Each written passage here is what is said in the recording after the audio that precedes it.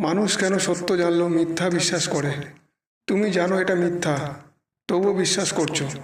প্রশ্ন হলো, তুমি বোকা নাকি তোমার ব্রেনই এমন? আজ জানবো এক ভয়ঙ্কর সত্য। তুমি নিশ্চয়ই দেখেছো, কিছু মানুষ জানে খবরটা ভুয়ো, তবু শেয়ার করে।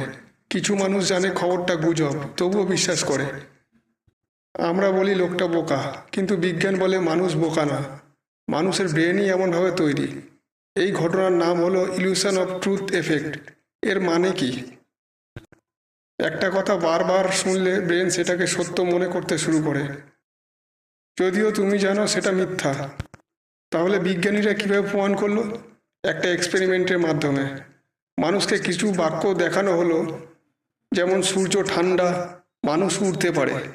প্রথমবার সবাই বলল মিথ্যা, কিন্তু 2-3 দিন পর একই বাক্য আবার দেখানো হলো। অনেক মানুষ তখন বলল, শুনতে তো ঠিকই লাগছে। কেন? কারণ ব্রেন ভাবে যেটা পরিচিতি সেটাই নিরাপদ। সোশ্যাল মিডিয়া কিভাবে এটা ব্যবহার করে? ফেসবুক, ইউটিউব, হোয়াটসঅ্যাপ, একই কথা বারবার একই ভাষায় একই থাম্বনেল স্টাইলে। ব্রেন ক্লান্ত হয়ে যায় যাচাই করতে। তখন সে বলে, আচ্ছা হয়তো সত্যি।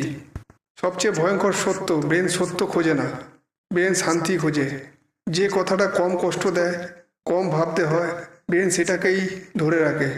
এর জন্য গুজব ছড়ায়, ভুয়ো খবর ভাইরাল হয়। সত্য কথা অনেক সময় কেউ শুনতেই চায় না। আমরা কেন নিজেকে স্মার্ট ভাবি?